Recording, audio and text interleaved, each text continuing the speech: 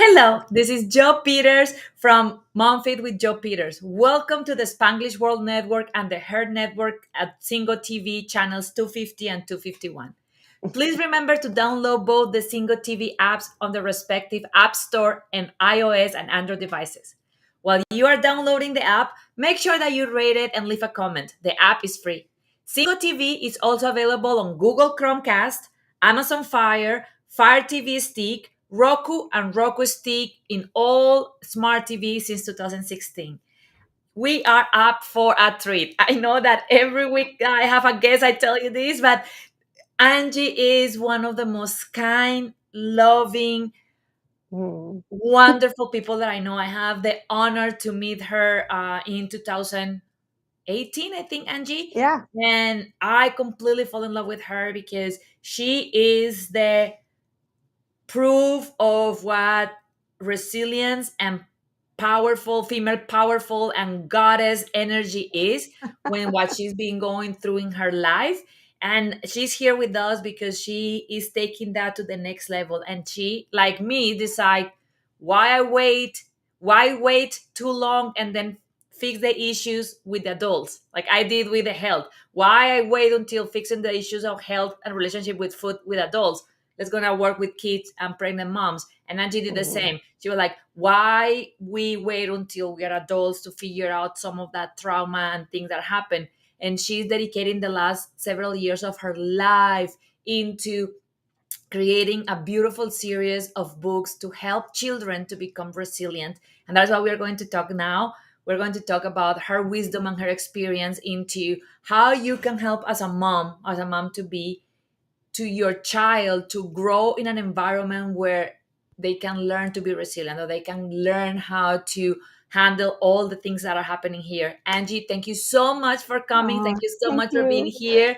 Why you don't tell our audience a little bit about your story and your why and how you start Bella Mm. Santonini?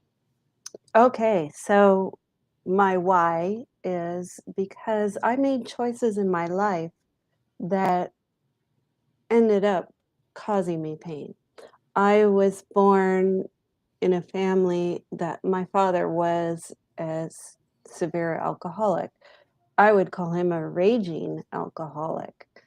And um, he caused his wife and children much pain with his behavior, a lot of trauma, a lot of pain. And I have since, even though I repressed a lot of my youth, I now know that there was abuse of every kind. And one of the things I walked away from the whole event is that I wasn't worthy, that rage and anger is such a bad thing. It's dangerous and bad, and so no one should feel anger, and um, that men couldn't be trusted and they weren't safe. So, as a teenager, I made choices and ended up marrying in I think I was 20. I married a man who was emotionally injured from his childhood. And his way of dealing with life was through rage and anger. And so, his emotional triggers, his go to emotion would be anger. So I judged his anger, which made him more angry. And so it was this toxic cycle of emotional abuse. There were times when I think the worst time he screamed at me for 8 hours because he didn't think that I was supportive of him because I had asked him to calm down. So it's, yeah, it, it was a very trying thing. And one of the problems was that I have, as you mentioned, I have a very big heart. I couldn't. choose to leave him because that would hurt him. And so in 2017, the year before we met, there was a wildfire in Northern California and it destroyed our home. That particular event was like a wake up call for me. If life could change in an instant, like in 10 minutes, boom, your life has changed. Um, and if the only thing you're left in life, the only thing you have is the clothes on your back and the relationship you have, that's when you're forced to make some choices. So I left the marriage and started a journey of healing. And that's when I met you, when we when we wrote a book that included the Ignite Your Life for Woman book. My chapter was about forgiveness. I was forgiving the fire. I was forgiving my former husband. That's beautiful, Angie. Thank you for sharing that. And I want to, before we go deep into the juice of your tips and what Mhm. moms can do, is how you move from that into inspiring you. Tell us a little bit about Bella Santanini, and how Bella was born, and what is the intent of Bella, because I know Bella is Yeah. doing great things in the world, and I want to recognize, because I know that you are doing it not only for the children that their dads and their moms can afford the book, but you are also doing a lot of philanthropic work in the United States, donating the book, because your call is to help. So let's want to talk a little bit about that before we go into the tops of the resilience and how we can help. Okay, so Bella Santini Chronicles is a children's fairy tale series that is really aimed at ages 8 to 12, but adults love it too. And um, they're embedded within the story are lessons, little, I call it planting seeds. So, planting seeds of emotional intelligence and self love. And these two ingredients are so key to raising a resilient child, um, really preparing your child to face the adversity in life because adversity happens. Um,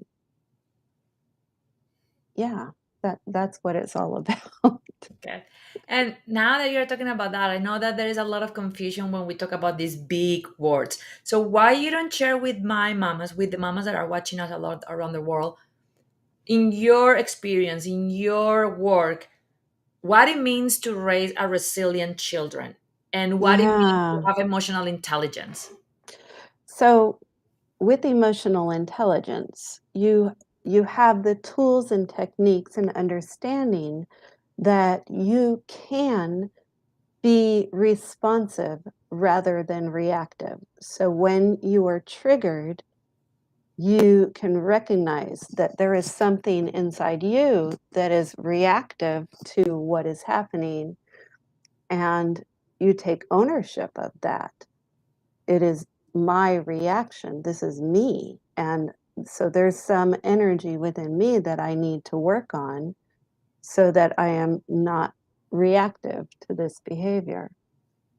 And that understanding of your own emotional triggers, plus knowing the tools of how to overcome them, that's what emotional intelligence is.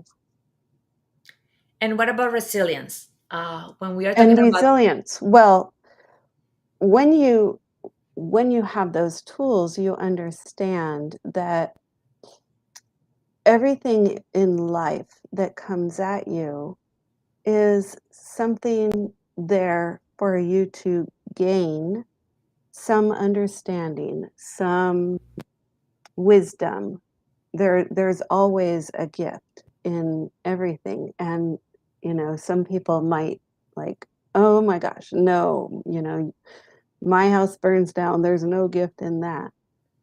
But when you get to the other side, yeah, in the immediate time when you're in a crisis, it's almost impossible to see the gift in what's happening.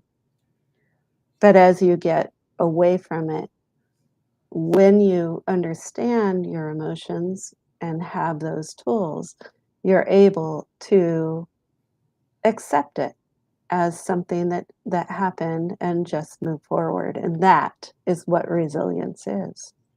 So if what you're saying is that resilience will be the capacity to almost let go what happened and just take it as it is, learn from it, and then be in peace with that instead of letting Yes, it keep eating us alive inside.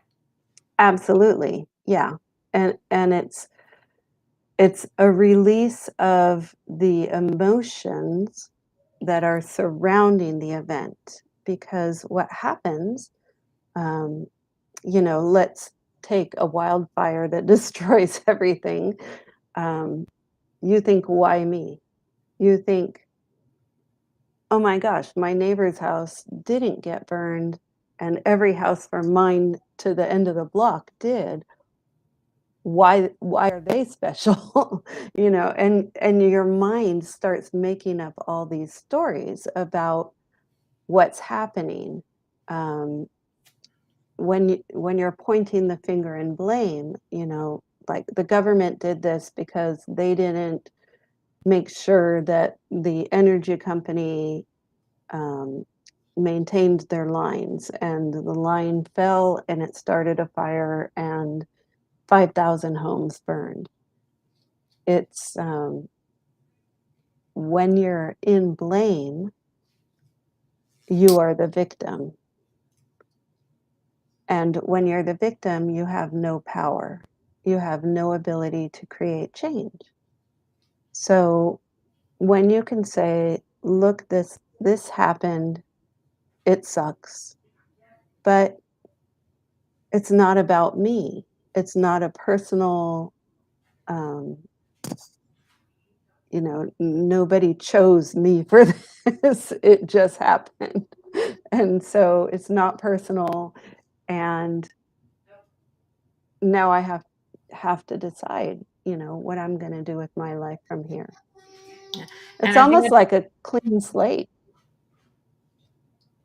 yeah, and that is so powerful because especially for moms to be and new moms, that is something that happen at an even faster speed than a regular person because we are having so many changes at the same time that so many things Mm, could go not as planned. And I actually remember when I had my problems breastfeeding my baby was 1 week old, and my meal came late, and all that mhm. start coming up. And one of my favorite phrases is dots always connect backwards. So when you're in the middle of it, You never see it.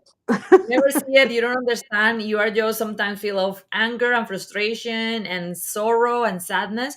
But every single time, and I think that is the same for you, that we are able to look back, then we understand. Like with the breastfeeding journey for me, it was one of the most darkest times in my life. I was Mm, depressed, I was crying, I was fighting to save my breastfeeding journey. I was asking, like you were saying about the fire, why me? All these other people don't have problems right. breastfeeding, and this is important for me. Why I'm having problems? And then I fight through it and save my journey. And then after that, I went to the other side, I realized that it was a gift for me to be able to help mamas that are having the same issue, because now Mhm. I went through it and I know how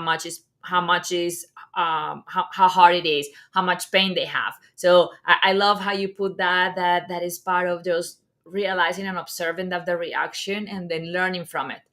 Um, Angie, um, Angela, that's gonna talk a little bit more into what are some of the things that moms, new moms, and even moms to be can start doing in the way that they react, in the way that they handle their kids, in the way that they interact with their children. How we Mhm. can start, like you were saying, I love that, planting those seeds to help them to grow those skills that they will need for the rest of their life.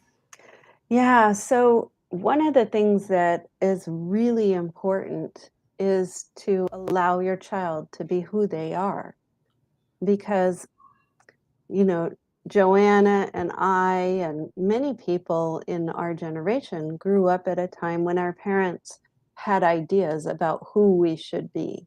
Oh, you're going to be a doctor. You're going to be a lawyer. You're going to do this. You're going to do that. Follow me in my business. Um, that is, every single individual is born with a gift for the world.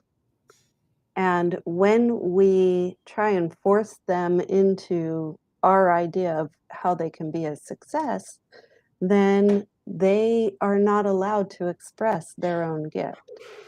So when we allow them to find their way and express their their own self and their own gift, they they will find the level of success that they want with that. Some people do not call success, um, having, the $100,000 job where you're stressed all day. Some people see success in being happy in your work instead of being rich in your work.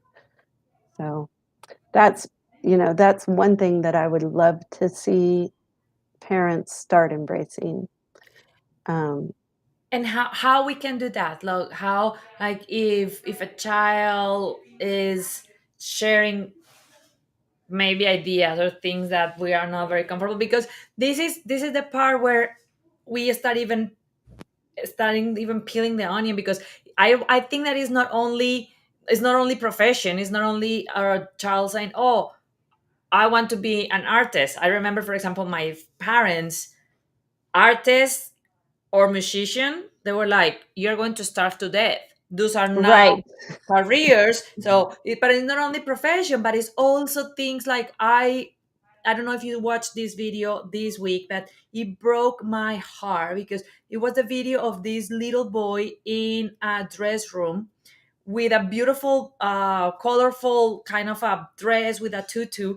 And then his mom was asking him, like, you are excited about this dress, you pick it up, and why you are telling me that you are only going to wear it at home? And then he said, sad, because he was like, because last time that I wore a dress at school, everybody make laugh at me and say that I was becoming a girl. So I think that it's beyond the profession. It's also things It about is. embracing that our my boy doesn't wear pink, or my girl cannot play with dinosaurs and trucks. So why don't talk a little bit about examples and things that we can see as signals, so parents will not hurt their child without knowing that they are hurting their child with so many of those options in the spectrum. Yeah, thank you for that.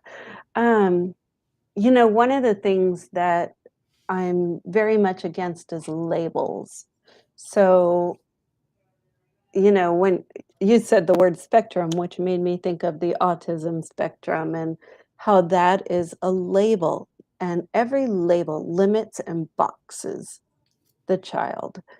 And we, as adults, we don't see past the label, and we only, have the expectation that this is what my child is. So ADHD, autism, um, gay, lesbian, whatever the label is.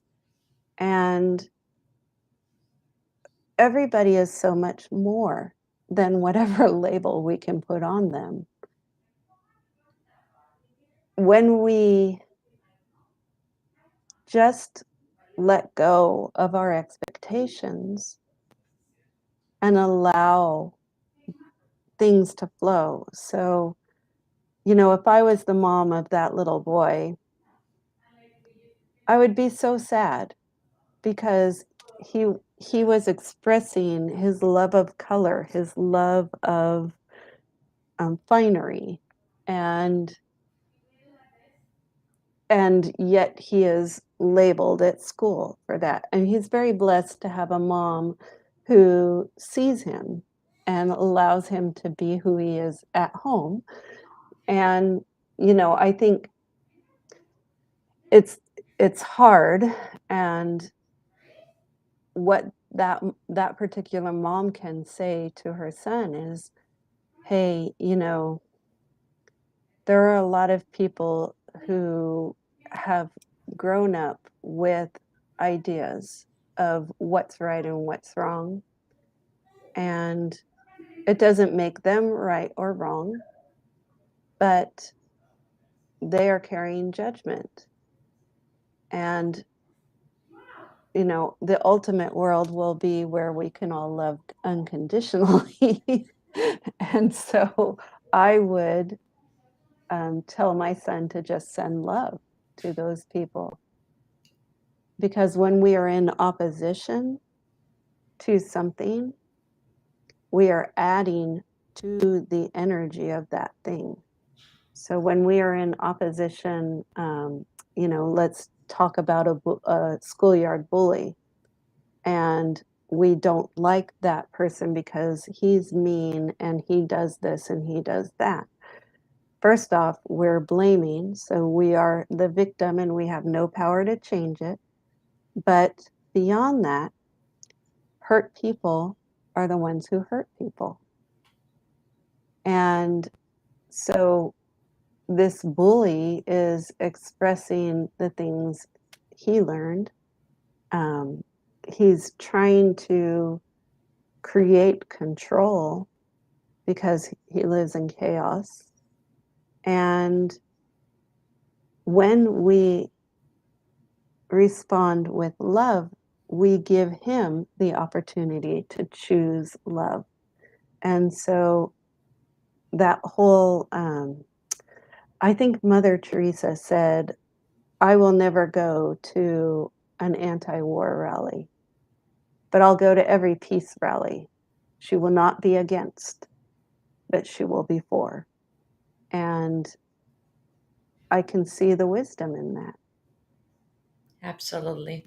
And one of the things that you said that is beautiful is having that concept of inclusion. And what you were talking, I was thinking that sometimes we as parents assume and actually underestimate how smart our children are and how their Oh, brains yeah.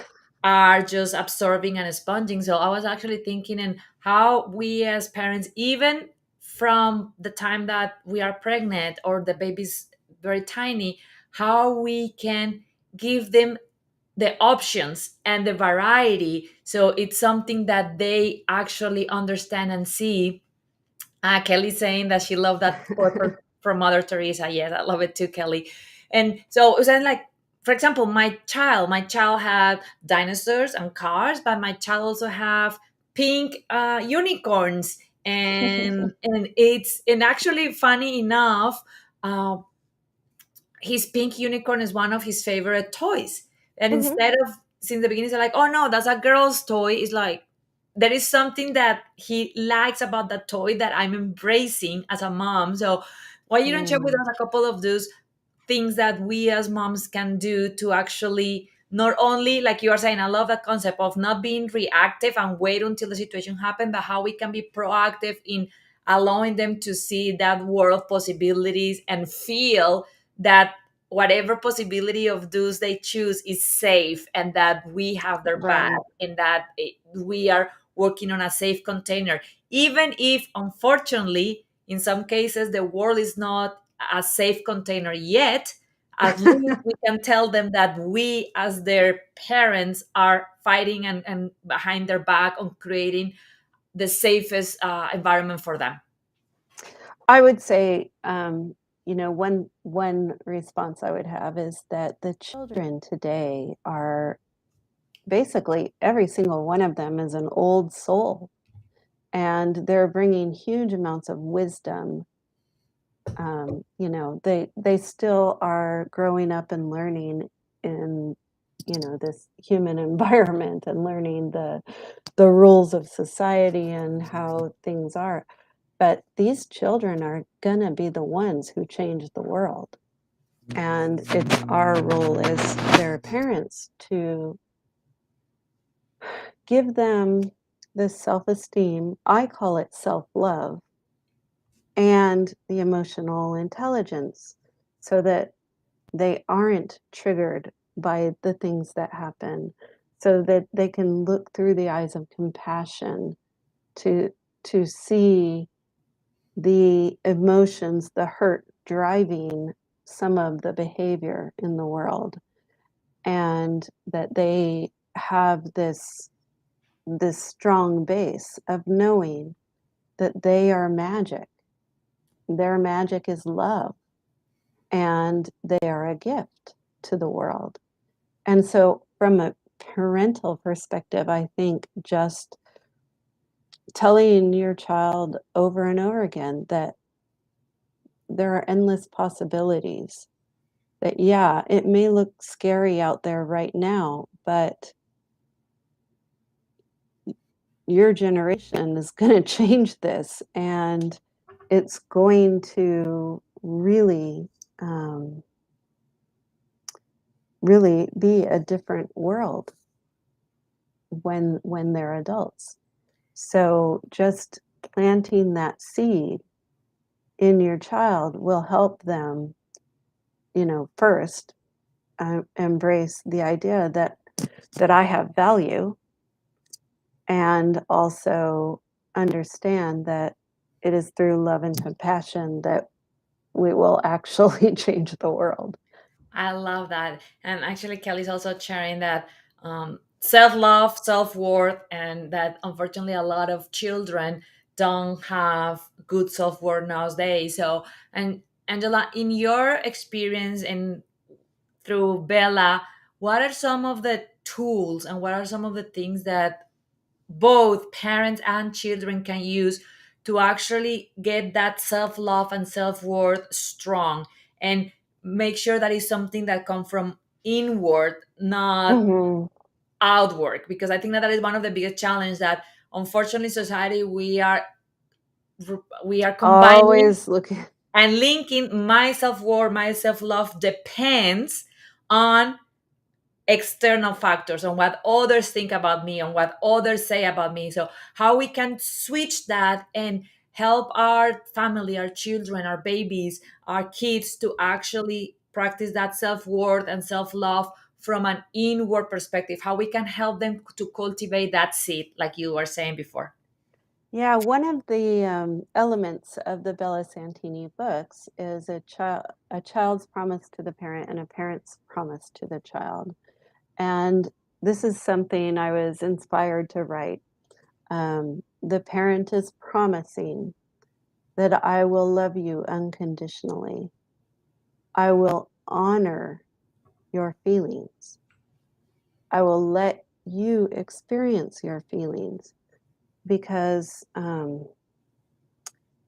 even something as simple as there, don't cry is saying you should not experience your feelings.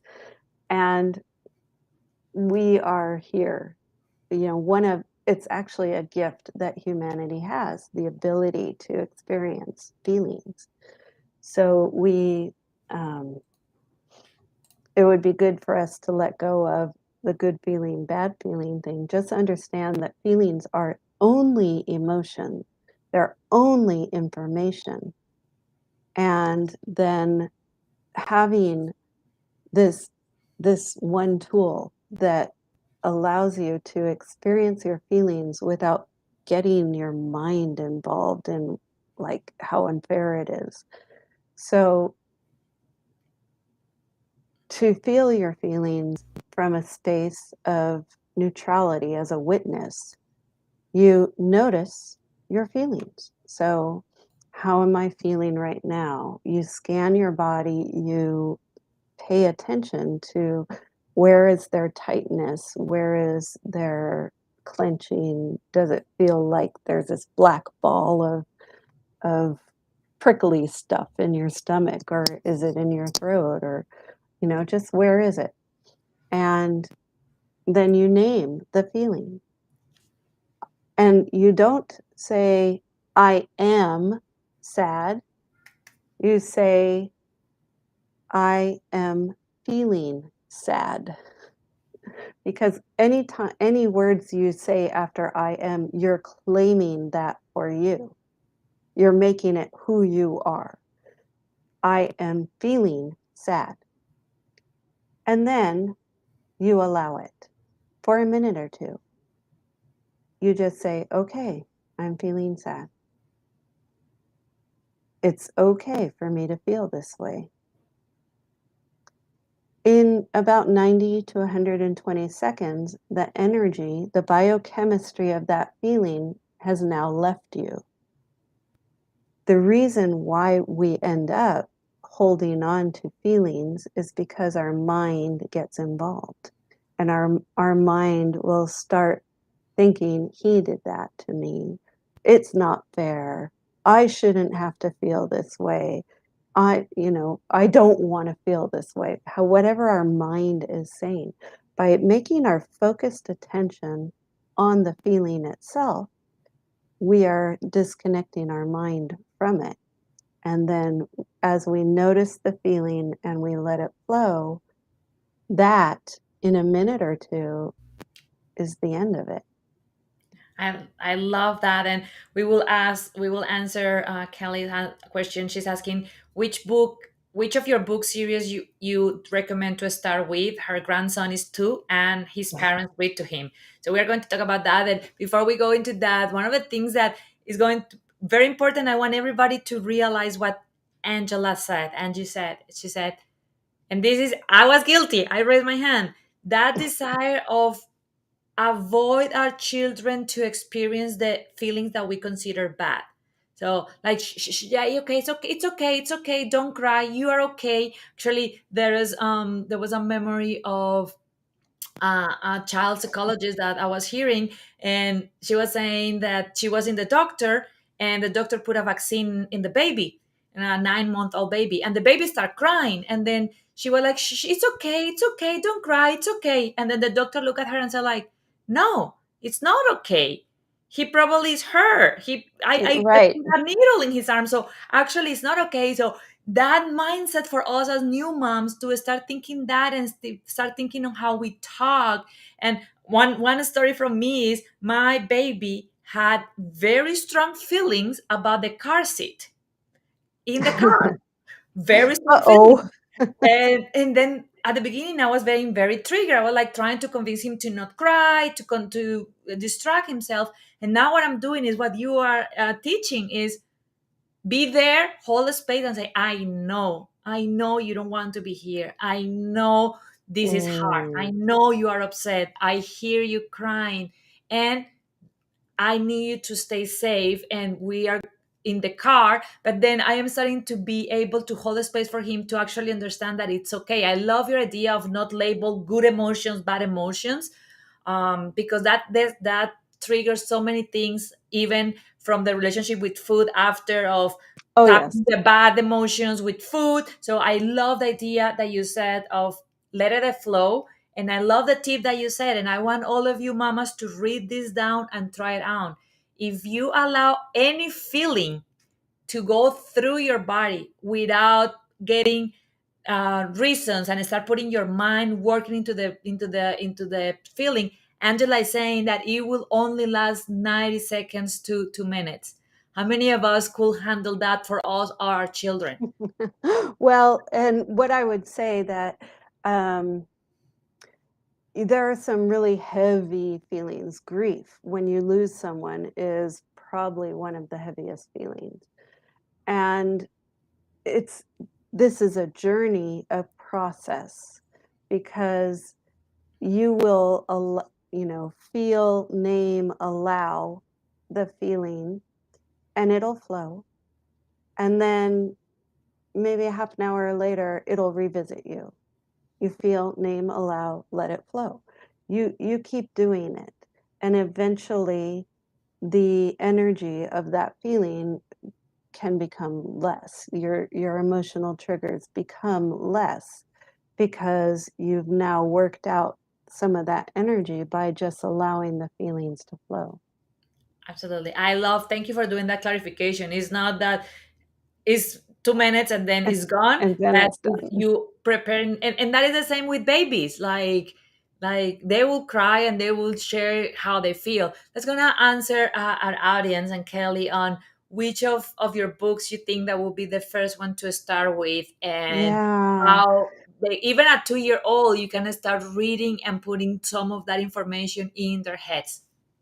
Yeah, and, the publisher puts my books at 8 to 12-year-olds because they're beginning chapter books. Um, However, a parent reading to a 2-year-old, I would read to my 1-year-old, you know, some pretty big books sometimes, and it's they're gonna absorb some of it. They might not understand some of it, but what's interesting is I think later on when they're old enough to read, they'll probably pick that book up and start again and read it again. So the information will be reinforced. And I do want to answer Kelly's question. So, book one, Bella Santini in the Land of Everlasting Change, would be the best place to start because the instructions about feelings are really worked into that book. Book two, Bella Santini in the Troll War, is more about self love and self trust. And so that would be the follow-up book. And book 3 is really about self-trust. So yeah, book 3, Bella gets in a really tight space and has to rely on her own self to get out of there. And so it's really showing kids that through curiosity and through just understanding that you have the inner strength to do this, um, that you can overcome the adversity. I love that. Thank you so much for that, Angela. And going back into that resilience path and that path of the emotions, part of that emotional intelligence that we were talking early on sounds like a big part of that in your experience, in your knowledge, is our capacity to be able to relate and handle all kind of emotions without label. These are the good emotions that I should be feeling all the time, like, and then these are the bad emotions that Bad I emotions I should should, avoid. Yeah, like you were saying at the beginning with you and anger, that because of how you grow up, you were like, this anger thing is something really bad it's that nobody bad. should feel like. So how we can start moving into talking about those bad emotions, because there is something that is very particular about this topic, and that is we have more and more moms and dads ready to raise their children different and Mhm. ready to actually start applying things that you are teaching to their children. And we still have grandparents and uncles and aunts that are may not be completely aligned with that. So for example, if I am teaching my child that there is not a bad emotion, that that is okay to be angry, but then we are visiting a grandparent and then they still get some of that bad emotion from them, how do you Mhm. think that would be the best way to handle that for the child, and also to create some healthy boundaries with the people that relate and have a relationship with our child, with our children? Yeah, I would be really forthright with the child. I would say, grandma and grandpa, they never learned about emotions. They they weren't taught, their parents weren't taught, and they didn't really teach me. And because they didn't know. So you, my son, my daughter, you are um, lucky because you're learning about emotions and you won't go through some of the pain that my parents did because they didn't know how to deal with their feelings. I started off talking about my father. um, he was apparently, according to my aunt, a very sensitive child. And if you can imagine a sensitive boy growing up in the Depression, his father called him gay. His father told him he was worthless. His father told him he would never amount to anything. And so my father grew up feeling like it wasn't okay to be himself. And he chose alcohol. So he had, I'm not worthy, I'm not enough, I'm a failure. And these complex feelings were plaguing him. He chose alcohol as his escape from the feeling. However, his behavior when drunk caused his family, his immediate family, to see him as not a good father. And so his escape mechanism perpetuated the behavior. So those feelings stayed with him no matter how much he wanted to escape them. And he actually died an alcoholic on Skid Row and never learned how to process his feelings and how to be with his feelings. That's really sad. It's really sad. But the children, they have the ability to understand, okay, I've been given something from my parents that their parents didn't get. And that's why they're telling me this. But I know it's healthier for me to express my feelings. So just keep reinforcing that it's really much healthier.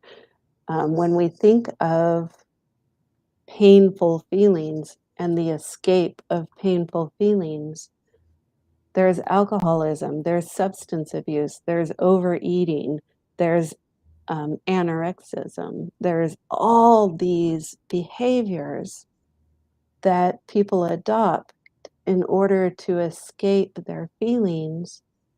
And each of those behaviors reinforce the feelings. And so it's like this prison of their own making that they can't get out of because they don't know how to be with their feelings.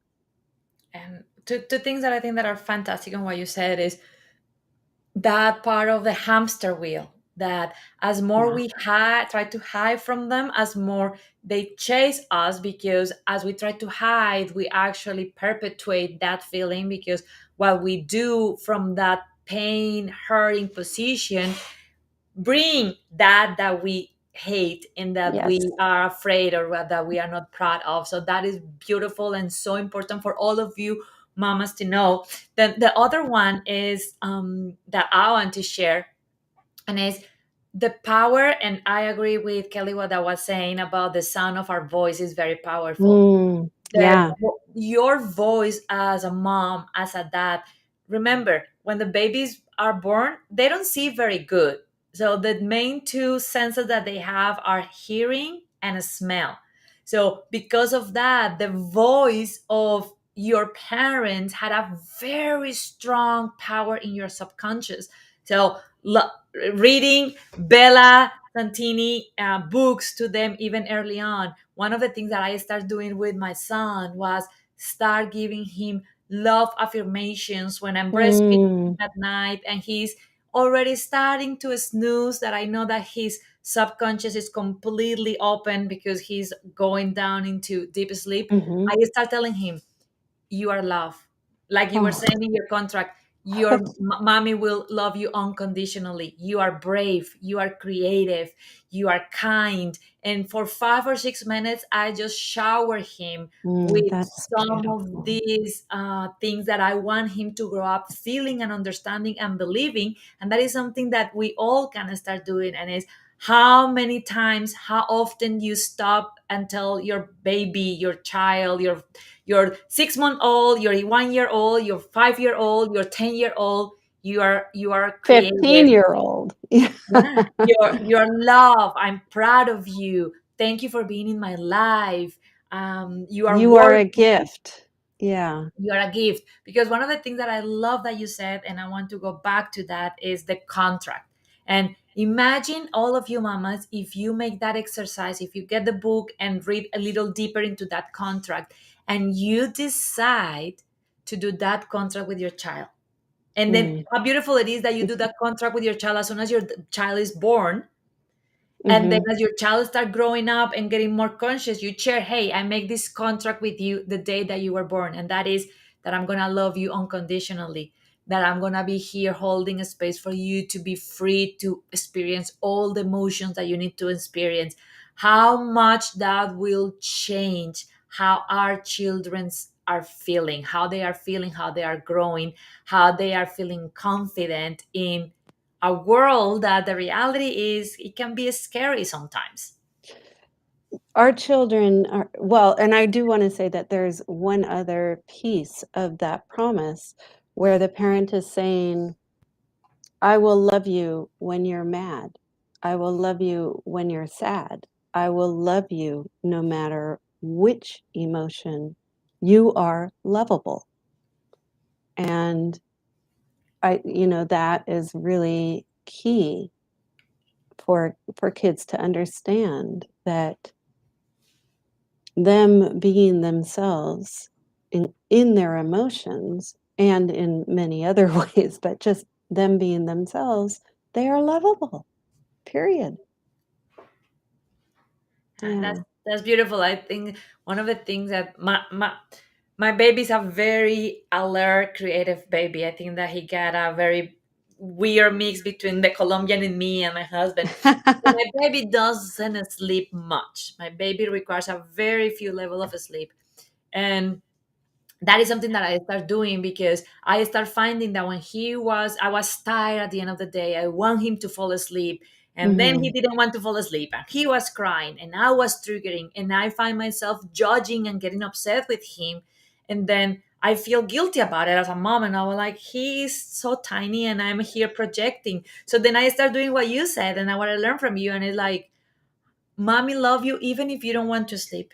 Mommy love you and it's okay if we want to stay up for Mm. another couple of hours. Mommy's here with you. And the magic thing about that, and I want to hear your opinion on this, Angie, is that magically help him because as soon as I start going from that perspective of I accept you and I love you even if you are not doing what I want because I really Mhm. want you to sleep, but if you decide to not sleep I still love you and I'm still here for you. So as soon as I get that, it sounds weird but he start calming down, but then I start calming down and feeling better and don't feeling as anxious. So Mm. I want you to actually share with us how we are thinking that we are doing it for them, but at the end I believe that is a It's oh, win-win situation because as we do it for them we are also doing it for ourselves. yeah, the first thing I wanna say is that we are all energy. If you we know that we're made up of cells, and within those cells are molecules, and within the molecules are atoms. If you just imagine yourself in your skin and you look around at the cell and then look at the molecule, look at the atom, it's like, oh my gosh, there's a universe inside me. It's all energy. And when we are in resistance, and I have absolutely no judgment about you being resistant to your son still being awake because, gosh, that would just drive us all mad.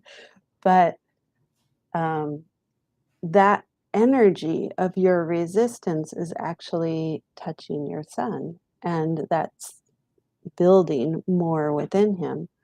So when you finally accepted and said, okay, I love you even if this is happening, I love you no matter what, then that child can now relax because there's no need to resist the resistance. And so that's kind of how when we as parents find ourselves being resistant to our child's behavior, if we can take a breath, stop, feel our own feelings because and and also give ourselves grace because we did not learn about emotions when we were kids. So, um, then we can take a breath and add love to the mix. And when we add love to the mix like you did, what a great example that was. It changes the environment. Change them, change us. And this has been so magical. And I want to thank you in the name of all the moms and dads and families out there, because what you are doing is so important. Before we go, I want to ask you two last questions. The first one is why you don't actually share a little bit with the audience. I know that you're very humble, but why you don't share with the audience the philanthropic work that you are doing of donating some of your books to schools where children will not have the resources to have them other way, and then that's when Yeah. I go back into how parents can reach out to your books, remember the name and where they can find them. Okay, so that program is actually ended, but I have a new one starting. So that program, I had done the free books. I put my book on Wattpad and I provided the link to different schools and allowed them to give the link to all the children in their school. And that was a wonderful way to get kids to understand emotions. And then um, now there is a program called Influence with Love that teaches children to influence with love. And so that is something that now the the purchase of the book supports that program. So the first book in the series is called Bella Santini in the Land of Everlasting Change. It's available on Amazon. And if you want both books, you could just search the Bella Santini Chronicles and both will pop up. Bella Santini Chronicles in Amazon. Okay. Yeah. uh, Before we go, the one last wisdom drop from Mm. you to every single mom, dad, grandma that are watching us, to inspire them to actually keep working on the emotional intelligence of their children and the resilience of the children. Why that is important for you, Angie? Yeah. You know, my typical thing is to say, give yourself grace because you didn't learn this. But, and that is true. But it's really important for parents to understand that their words are important, but their behaviors and actions show more. So you need to model self love in order for your child to find their own self love. And that means watching the criticism that you make on yourself, replacing the criticism with praise, the judgment you make on yourself. Um, just these things are really important to model for your child. Thank you so much, Angie. I think that you bring so many beautiful and easy ways to change our paradigm and to understand how much more power we have that what we sometimes believe in actually make sure that our children had all the tools and the seeds, like you said, them to thrive in life in a way that maybe we never knew how to. Thank you so much for being here. I love you Thank and sending you. you a big Mm. hug, and all of you knowing this show can also be heard on the Spanglish Radio Network. Please check out www.spanglishworld.ca for all the news and programming. Spanglish World. Watch it, hear it, read it, download it, and leave it.